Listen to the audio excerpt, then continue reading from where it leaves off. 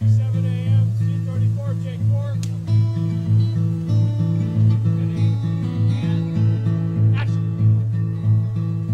It's just a dream come true. I don't even know how to explain it.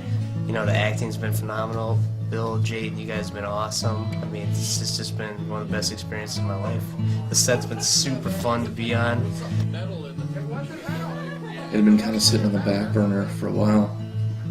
We were actually going to do it last year at this time.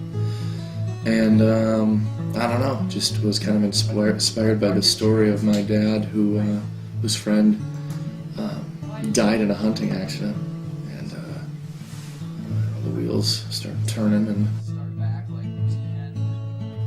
I think people that are involved in this business, if it isn't fun, we don't really like to do it. Mm-hmm.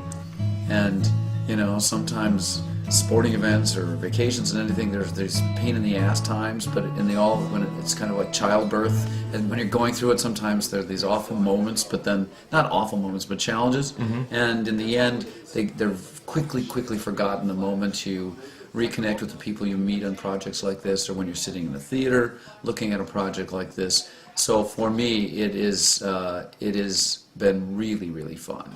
Yeah. It was nice having really good talent all around. Nick Hilliard on camera, Colvin on sound.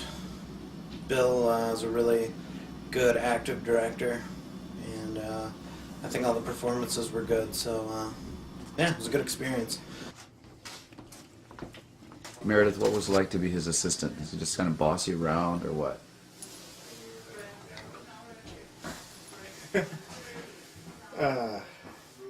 She said I beat her with a chain. I have nothing witty to.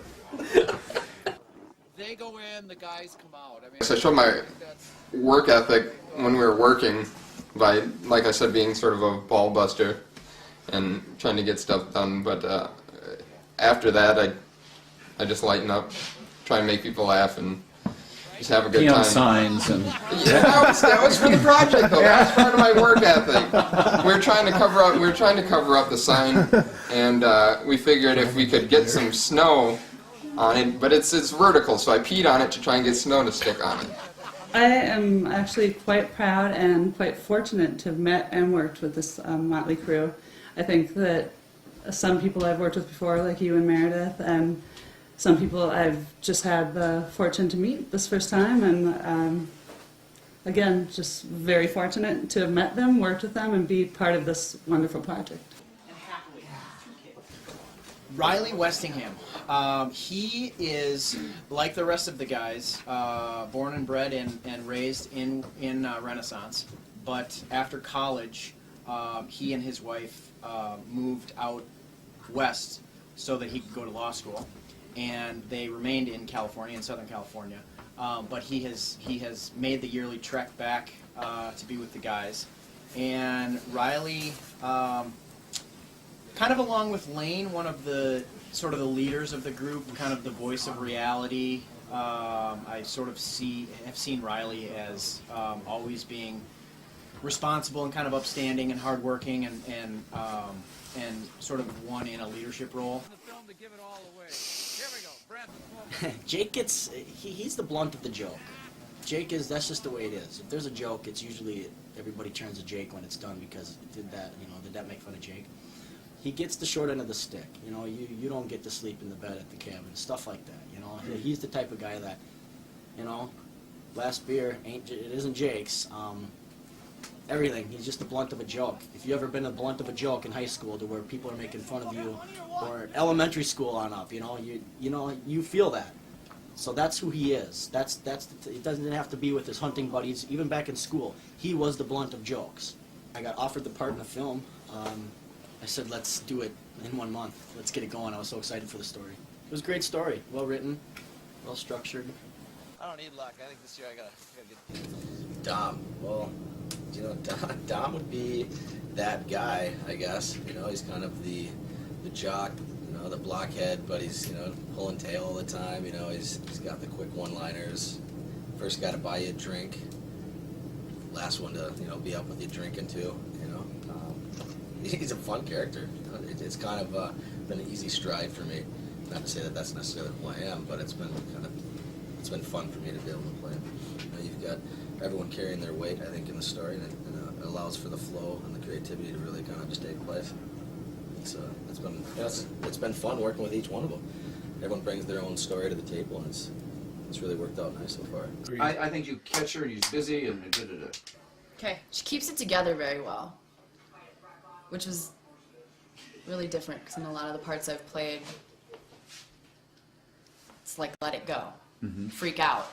And she never really does. She's always kind of on the verge, but never really lets it go, which was harder than letting it go. I discovered in this film. Because just freaking out, you know, you imagine something horrible and it just kind of happens. And there were some, you know, some images in the movie, especially with the kids and stuff, where I just had to save it for the car ride home. This is his hat. It's some sort of animal of some sort. I've heard muskrat or beaver, a baby seal.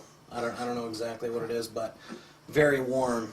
Seeing as how that we were filming in like Arctic temperatures in the dead of Minnesota winter, came in handy, and you know, the chicks like it. So They do that, boom. And I think there's sort of a philosophy that happens after a couple days into a project, whether it's 3 days or 5 days or 5 months, that sometimes things gain momentum and sometimes things fizzle. And even though we're sort of in the last waning hours of this production sort of thing, I think that there's a certain enthusiasm surrounding this project, and people can hardly wait to see it because we've seen glimpses of really great pictures, and we have sat through some pretty emotional sets and some pretty emotional times, and some gruesome things that brought tears to my eyes. And for me as a director, if I can really try to assemble something and get everybody on the same page, and then they just make me feel, it's not what you do, it's how you try to make people feel. So I feel pretty good about everything. It's cold. Really freaking cold out. The weather was horrible. Oh gosh. I didn't tell you guys, but the one day we shot outside and I brought it back in there and the screen was dead for about half an hour. Scared the crap out of me. It was a lot of fun. I felt really safe, and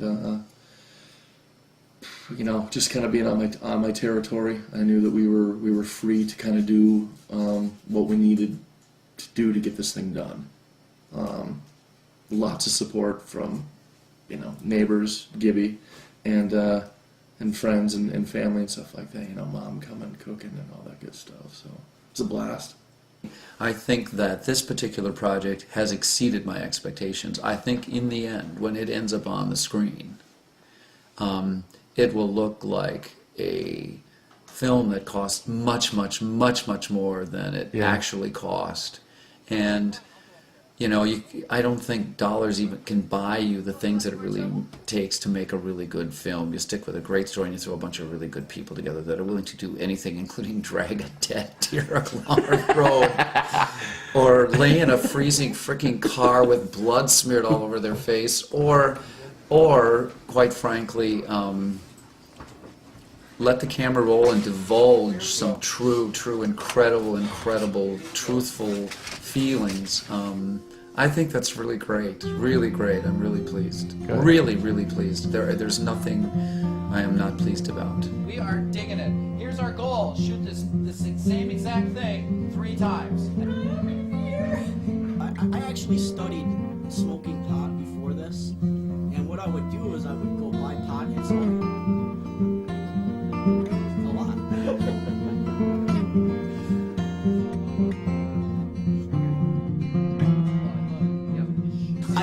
I like this look. It'll make my teeth look white too, right? Yes.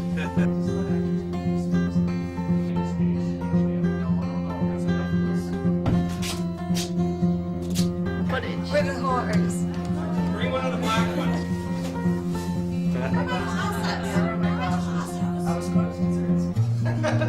That's cut. Good. I thought that was terrific. Well, Oh, she speaks.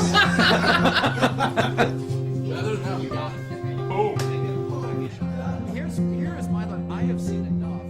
I quit. Fuck hunting, but Closer. Split the I'll be difference, right here. asshole. I'll be right here. It's a wrap.